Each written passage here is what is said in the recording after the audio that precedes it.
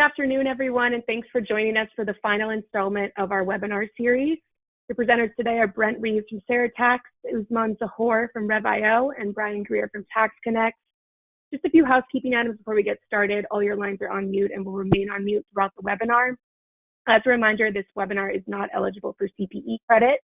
We will be emailing out a recording of the webinar later this week, but you can find the slides in the handouts portion of the GoToWebinar panel.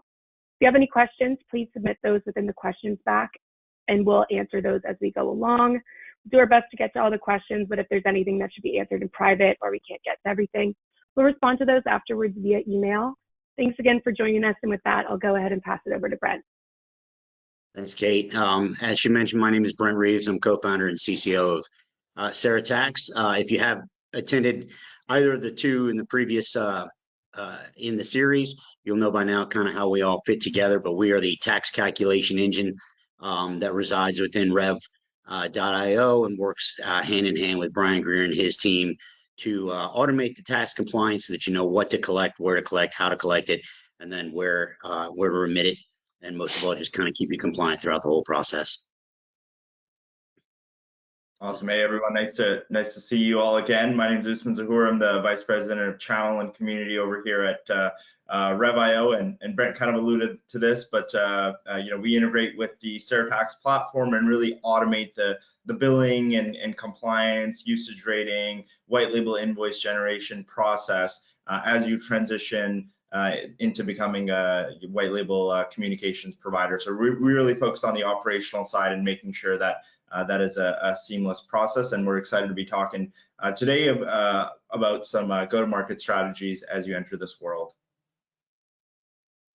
Hey, and I'm Greer. I'm one of the partners here at TaxConnex, and both of these guys did a good job kind of describing, I think, how we all fit together, but specifically my organization, we're focused on the tax and regulatory compliance side of the house.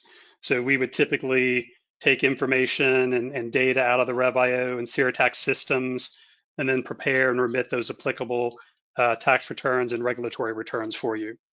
So excited that you're here with us. I think we're all excited that we're on part 3 of the 3-part series as well. I'd like to take just a couple of minutes and maybe highlight the first 2 webinars that we did. In the event that you missed them, or if you did attend, maybe a good recap before we jump into part 3 here. But on the first webinar, what we really tried to do, and I think hopefully we did a good job of outlining, what's the business case in terms of why should you offer a telecommunications service. And we talked about a couple of different things. We talked about being able to offer a recurring revenue stream in your business.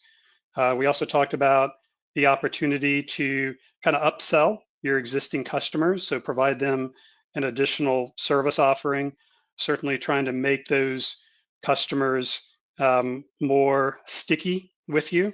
With that, we also see with the telecommunications service often a more significant margin contribution for those revenue streams.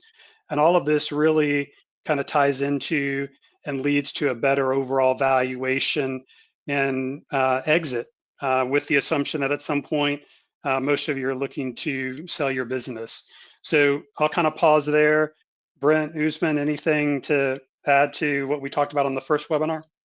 Yeah, I mean, I think we just got back from channel partners, and this is something that we focus on quite a bit. And at that show, we heard about this quite a bit as well. The convergence of IT and telecom, and how service providers are looking to kind of be that one-stop shop for the end customer. And in fact, that's kind of what end customers are asking for as well. It's funny because I saw a post on Reddit today on the MSP subreddit where there was a MSP that was complaining about their clients' communications and how they're running a PBX platform independently and getting their connectivity from a different provider, and the MSP is the one who's having to manage it all and deal with the support and all that. And I thought that was funny because it's so kind of timely. I think that's one of those things as well, where with communication services, oftentimes the support and maintenance typically ends up on the service provider anyway. So if you could, launch your own service, not only are you providing that better end client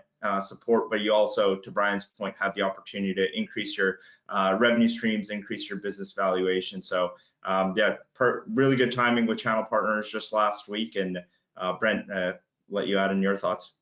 Yeah, I don't have much to add, but I agree with you. Channel partners is like just the perfect lab, if you will, for looking at how these kind of things tie together and work. And I would also add that by doing that, it also allows you to, as the tier ones and whatnot, offer new and new services. You're the first person out there to be able to provide those to your customers. So it's not just the services that you're already providing today, like you mentioned. You're the first line of support anyway. So you might as well own that customer, own that margin, and own that relationship and be a lot more sticky, because you're the one you're the one in the trenches anyway. But you're also need to be that first one that offers new services. So as AT&T or T-Mobile or anybody else are launching new products, when you're a reseller, they always prioritize you as far as making sure that you've got those tools in your hands to make your customers happy. So yeah, I mean, there's just a ton of reasons why it makes sense. Yeah, perfect. So that's the why. So part two was kind of the how. So we talked a little bit about the selection and implementing the the billing platform, the tax engine, and the compliance piece of it. Of course, as we've talked about, each of the three of us represent each of those three pieces. Usman on the billing side, Brent on the tax engine side, and myself on the compliance side. And what we bring together is really kind of an integrated solution. So what we're trying to do is take something that you might be sitting there thinking, wow, this is super complicated and it's hard to figure out how to manage these taxes and how to set up the billing. So the integrated platform that we've put together really, I think, simplifies that and allows you to hopefully get an easy answer to that how.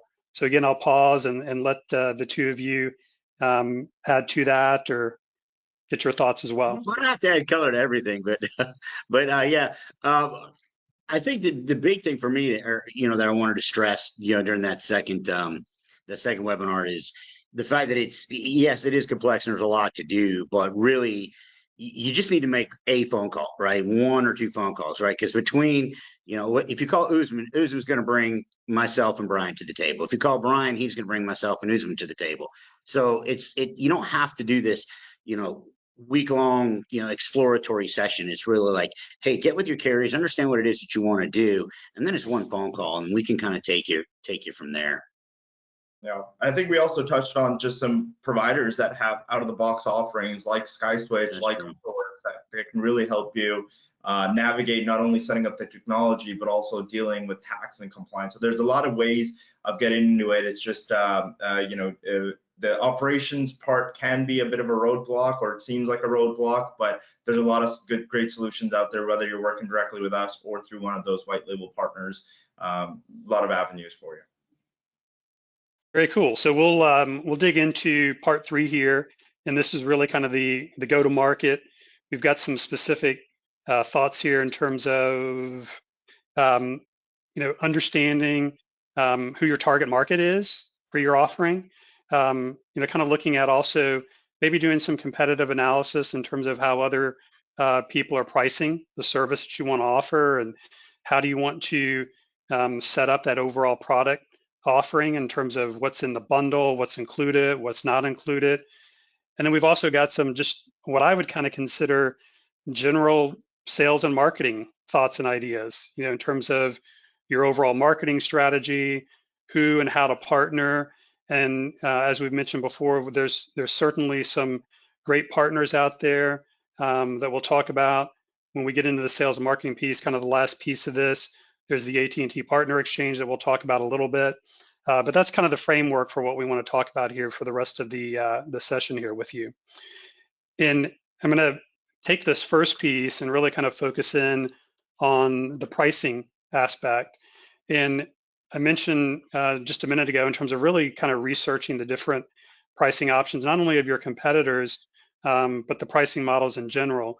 And what I typically see, and I'll let you guys comment as well, but what I've typically seen from an overall pricing model perspective at least currently, especially if we're talking about voice over IP, is more of a kind of a flat fee, per seat, per user type of pricing. Now, there's going to be various aspects of what's bundled into that in terms of the DID, the actual airtime. There might be vertical features. Maybe there's a SaaS component. But typically today, I'm seeing that fixed fee on a per user per month basis. Now, if you go back into history, I see less of this today, but 5 years ago, certainly 10 years ago, we saw a little bit more on a per minute basis in terms of some of the billing. Not so much anymore. Again, Brent, Usman, you guys seen anything different? You guys typically see that flat fee per user per month type of deal? Yeah, I mean, I think it's a good point, Brian. A lot of organizations are moving towards that all-inclusive type of offering because, if you go to your local AT&T, T-Mobile, you can get an unlimited calling plan. And that's what we're seeing as well. The managed service providers, one, it makes it easy, right? You can have a single monthly fee. You'd add in your management fees as well. The good news is if you do want to, take more of the usage-based approach, Rev.io's got a built-in rating engine that can pull CDRs from just about anywhere and rate them out depending on how you want to price out your calls. We still see a little bit of inbound toll-free and international calling being rated per minute, but typically everything domestic, even Canada, US calling, we see quite a bit of all-inclusive pricing there. Yeah, I would agree. That's primarily what we see as well. Obviously, also we see bundling of the services or even the hardware in with these packages too. So whether it's tablets or IoT devices or something like that they may be offering, usually that's also kind of bundled in with the package. So we see it a lot of different ways, but I would definitely say that's the most predominant way we see it, which does kind of parlay into something we talked about last time, and I think you're going to talk about it earlier today, which is kind of the strategy around what does that mean, from a taxation perspective? Because it does have an impact. So that is something that kind of Sure. goes hand in hand with the pricing model. Yeah, and I think that's a good segue to this next piece, and I'm going to kind of tackle these last two boxes here together. But as Brent was describing, when we talk about these bundles and how we apply tax, this gets fairly technical, and it's a little bit outside of the sales and marketing go-to-market strategy, but it definitely has a big influence on the pricing of your offering.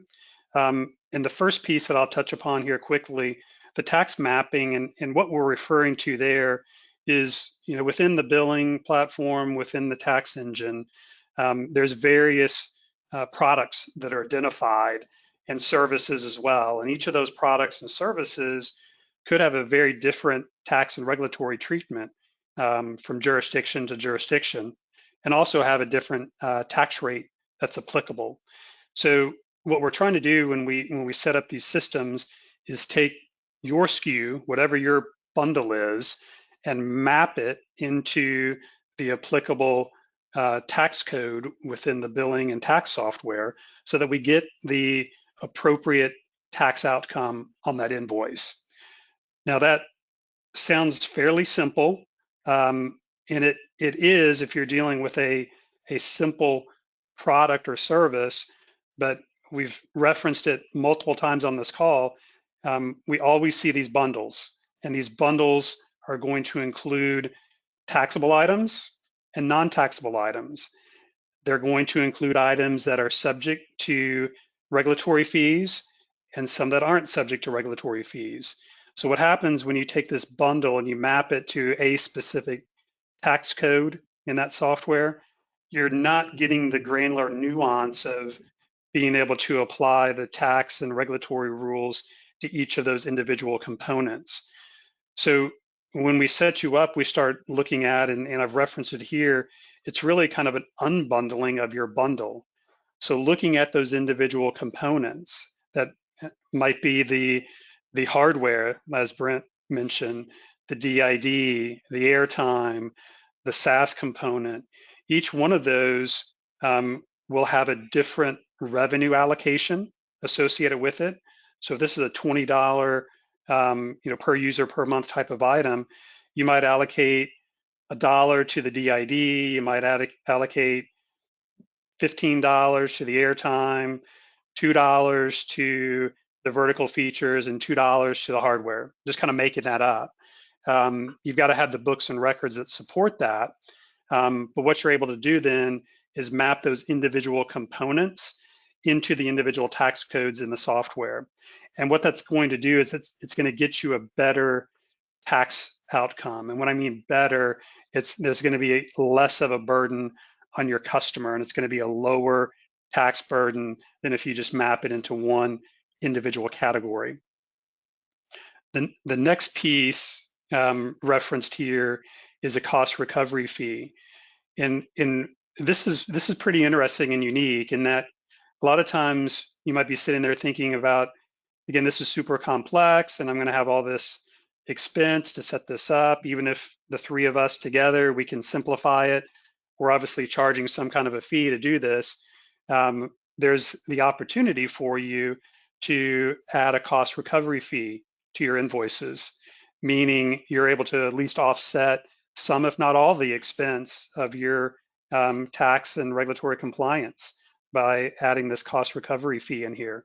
And you might think, well, isn't that just adding a bigger burden to my customer? And I'll kind of give you an example as to how it might not necessarily add to the expense that your customer is paying. And the way we accomplish that is really through this last bullet point here, and that's a traffic study. In a traffic study, what we're looking at is we're looking at the percentage of calls that are interstate, so within your state boundaries, versus the percent of calls that are outside or across state boundaries. The USF charge for federal regulatory purposes is only going to be applied on the interstate transactions and not the intra-state transactions. So in this example, what I've outlined for you is a charge for a VoIP service. You're not going to charge, I don't think, $100 a month per user for your VoIP service, but the math is super easy to use $100. There's a safe harbor provision when we go to file with USAC for the federal regulatory, and that safe harbor provision says that 64.9% of your calls or of your customers' calls are interstate calls where they cross state boundaries. So in that scenario, you're going to have to apply the current USF rate, which is 30, I think I've got it on here somewhere, 35% or thereabouts. That is applied to the $64.90, 36.3%, sorry. And you've got a USF charge of $23.56. So now let's look at your customer, and let's say they're a local dentist office, maybe it's a local utility, where a lot of the calling for your customers is going to be intrastate. And if you do a traffic study, you might find out that only 25% of your calling is going outside state boundaries. So only 25% of this charge is now subject to that USF fee, that 36.3%. So you can reduce the overall burden significantly to your customer. You can still add in a couple of dollar surcharge, this cost recovery fee that helps offset your cost of compliance, and the overall cost burden to your customer is still significantly lower than if you hadn't done one of these traffic studies. So if you know your customer base and or at least have some perspective that a lot of their calling is going to be within the state boundaries, then the traffic study could be very important for you to implement. Yeah, and just kind of add on to that. I know that it goes outside a little bit of what we consider sales and marketing, but it really is something that's kind of important because sales and marketing is obviously price competitive and all those types of things go into it. So I can tell you from experience talking to a lot of telecoms out in the space that not a lot of people go through this effort, right? Therefore, yes, when you're competing against somebody who doesn't have kind of this knowledge base or people to lean on, because setting this up, yeah, it's a little bit of time on the front side, but it's well worth it in the long run, both for you, for your margin, but also for your customers. And when you're in a competitive situation, if you're against somebody, because customers are getting more savvy every day, right? So they're typically, when they're asking for quotes, a lot of times now they want to see the quote with taxes included, right? They want to see, okay, I want to know everything I'm paying so I don't get shocked, right? And so going through this effort and going through this expertise, and shameless plug for both myself and Usman's platforms, is, as Brian said, this takes a little bit of effort on the front, but once you kind of understand what you're doing, the configuration for it is easy. So whether it's, clicks in Usman's platform or my platform, both of them, you can do them on either side of it.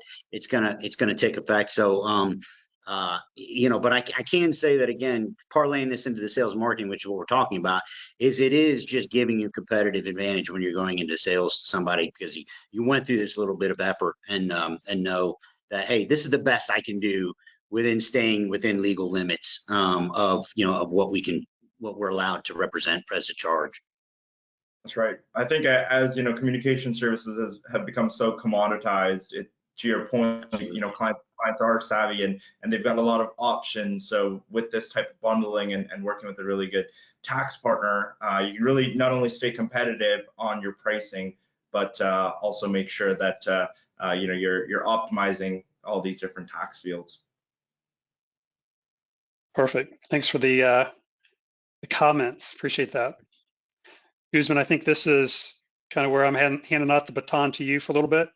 Yeah, I'll start off with this one. I mean, I think, as far as sales and marketing, without turning this into a sales and marketing 101, I think typically with service providers that already have an existing client base, there's really two different angles to look at, right? Is identifying and targeting who your audience really is. And with your existing clients that you're already offering these network IT services to, that's a perfect place to start. And that's what we've seen, within our client base, MSPs that are coming on offering these services grow so quickly because they've already got a list of clients that they're offering services to. Maybe their clients are getting their communication services from somewhere else, but like we mentioned, the MSP, the service provider, typically ends up doing the support for it anyway. So really, as you start to offer these services, bringing them up in client reviews and QBRs. Hey, we're offering this new service. What's your experience been with your current provider? Is this something that you'd like to shift to be managed by us? And 9 times out of 10, that's probably what the end customer wants anyways, right? They want that one throat to choke. And so, really starting off with that existing client base, looking for renewal opportunities, upsell opportunities is a great thing. Obviously, you'd want to set up some marketing campaigns, some email campaigns, whatever that is, on social media, on your cold calling. We know a lot of MSPs kind of shy away from that sort of thing, but really this you need to see it as a value add service that not only benefits yourself, but also the client. So starting with that existing book of business is great. And then as far as new clients go, again, same type of thing, right? Like mentioning the fact that this is an additional service that you're offering and the value that you're adding by combining it with those other network services, I think is huge. What we've seen a lot of success with the service providers that we work with is, launching Google campaigns, launching LinkedIn campaigns. Even some of them do direct mail campaigns to their existing clients and get interest that way. One of the most clever things that I saw a couple of years ago with one of our service providers is they actually set up Google Maps campaigns and Google Ads campaigns that were region specific. So anytime someone would go in to look for, telecom services in Atlanta, Georgia, they'd have their ads pop up there. There's a lot of interesting ways you can target clients these days with these digital ads platforms. And if you're a service provider that is servicing a specific local region, setting up these campaigns to target those businesses, those consumers is a great way to kick things off. Again, there's probably a lot of different ways you can market these services, but what we typically see within our MSP clients that grow quickly is starting with those existing clients, selling them on the value that you're adding compared to having these services outsourced. And then as you're looking to new clients, your messaging now can be, hey, not only are we offering network services, but we're also offering communication services all under one umbrella. Yeah, I love the targeted ad aspect that you mentioned, and something, you know, on LinkedIn as well, in terms of, you know, targeting you know, people that are within certain industries. So again, if I was just about to say that, yeah. yeah, industry Vertical focused, specific, yeah, approaches, yeah. yeah, then your ads can show up in their LinkedIn feed as well. So that's, I've definitely seen that work also. Yeah, Yeah, we've got. we have a few clients. Sorry, Usman, go ahead. Go ahead. I was just going to say we have a few clients that are very like, I mean, they could offer their services to anybody, but they choose to kind of be very vertical specific. Like, matter of fact, one's like healthcare. It's like we are the MSP for, you know, if you're in the healthcare business, we specialize in your industry. Now, I don't know enough about their business to know what about them makes them specialized in healthcare, but it works, right? It drives you know, it does drive awareness. So that's just one that, because you brought it up, Brian, came to mind, because we do have one that kind of approaches things that way and has actually done, so it's done really well for him. That's the exact thing I was going to bring up. So sorry. Yeah. So actually, this is near and dear to my heart. So one of the things that obviously we're doing is promoting the purpose behind this and the ability to do this.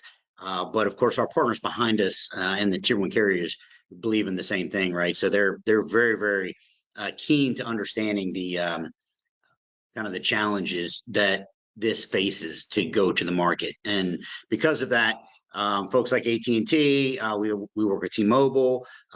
There's a number of the carriers typically have some sort of program. I think AT&T is definitely one of the more aggressive campaigns out there, but where they go, okay, look, we don't want this part to be a barrier to entry. We don't want this to to deter you from doing this. So they've put together programs like the MDF funds, marketing development funds, where they will cover a significant amount of the costs, both of entry, but as well as operational costs. So I know you have to be working with a certified partner within the programs, which fortunately we are. But I know Usman has a number of customers that take advantage of this, as do we. And so perhaps you can talk to that experience a little bit, Usman. But I know that Jeff and his team over at AT&T are very, very eager to help MSPs enter the space and not just enter it, but be successful and compliant. Yeah, I mean, I think that's what makes that AT&T Partner Exchange stand out so much. And if that's something you're interested in, we could definitely get you connected there. But really with getting into this space, there are upfront costs that you have to deal with. And as a service provider that is, considering, hey, is the juice even worth the squeeze? Well, this program can not only help you offset the billing related costs, the compliance related costs, but on the next slide, we're actually going to be talking about supplementing your marketing resources, and they'll even help you with those marketing related costs. So there's a lot of great programs out there where if you're serious about scaling this additional revenue stream, where you can get some additional funding from some of these folks and really eliminate those barriers to entry. Brian, if you want to switch to the next slide, I know we're coming up on time here pretty quick, but that's the last thing that we kind of wanted to touch on. A lot of the times, as you enter the UCaaS space, because it's been so commoditized, speed to market is huge. And one of the things that we found a lot of success within our client base is really supplementing your internal marketing teams with some third-party marketing partners that have kind of been there and done that. There's a few out there like the business growers, like Green Star Marketing, that were actually service providers in the past, and they know the industry in and out, which is different from a lot of just generic marketing agencies. But they can really help you set up those go-to-market campaigns and strategies across all channels, whether that's paid, SEO, social media, to really communicate these services to your existing clients, but also to new clients that you might be targeting. And the best part is that slide that we were just on, the MDF funds, those funds can also be applied to these services. So really, if you are a service provider that's really focused, your marketing team knows the IT network space inside and out, and you want to kind of supplement that with folks that have some more of that UCaaS experience, we really recommend looking into some of these sales and marketing partners, and we could definitely help you get connected there as well. Yeah, I think the support provided by the upstream carriers, we talked about a little bit, I think, in our first or second webinar, specific to kind of the tax and regulatory piece, but the support that these upstream carriers are providing, I think is super cool and something that we didn't see years and years ago. I think in the past there was not a lot of emphasis placed on what do you really have to do on an ongoing basis to be successful. So I think it's really cool what some of these companies like AT&T are doing now. That's right. Absolutely. All right, so Kate, I'm not sure if we had a poll on this webinar. I'll give you a chance to pull that up. If not, we've got our contact information here for any kind of follow-up that you might have. I'm not sure if we have any existing questions. Looks like just forwarding of the slides. We'll definitely get those to everybody. While we've got that polling question up, any last comments from either of you before we jump off here? I think oh, go ahead. Sorry, Usman. No, I mean, I was going to say, hopefully we've kind of given you a reason to look into enhancing your revenue streams with UCaaS, and the fact that it doesn't have to be as scary as people typically think it is. We've been working with hundreds of providers over the years, and we've almost got it down to a science. So don't be deterred by the operational and tax challenges. If this is something that you'd like to explore, we're here to help you out. Yeah, and just to piggyback on that, yeah, if you think about like kind of all things, like, okay, what am I going to sell? How am I going to sell it? What do I need to do to be compliant? What does this mean to my overall business? All the way through that, I mean, it's great because it's like, okay, what am I going to sell? Well, you've got a number of upstream wholesale carriers that we work with, right? And how am I going to sell? Well, like as Usman just mentioned, we have a number of partners that have great go-to-market strategies and market, have done this before with MSPs that can help you along the way. Okay, well then now how am I going to, what do I have to do to stay compliant? Well, that's where obviously we come into play there. How do I bill it? Obviously you've got Rev.io, and then how am I going to pay for it? Then you've got these MDF funds or other programs, like I mentioned, some of the other carriers like T-Mobile that we work with a lot, that are all there. So the resources are there. I think that's the biggest thing is I don't want to stress is that the resources are there. And while, yes, it may take some investment of time on your side, it is well worth it in the end when we compare it to what we've seen, like from an agency perspective, MSPs are just working under typical agent models, to the ones that we see that are very successful, especially upon exit. It's well worth that time. So like, if you think about the amount of time that you go out spending looking for new customers, and and just compare that to a billable hourly rate, right? If you just took a week of that time and invested it in going, okay, I'm actually just to transform my business from this to this, it's well worth the time. So yeah, I think that would be the biggest thing I want to stress is that don't think that it's a big forest that you can't get through, because we're there to guide you. Yeah, I think you guys said it well. I got nothing to add to that, but definitely appreciate everybody joining us, and hopefully we'll have an opportunity to speak with you again in the future. Hey, Brian, Usman, thanks for putting this together for us. Likewise.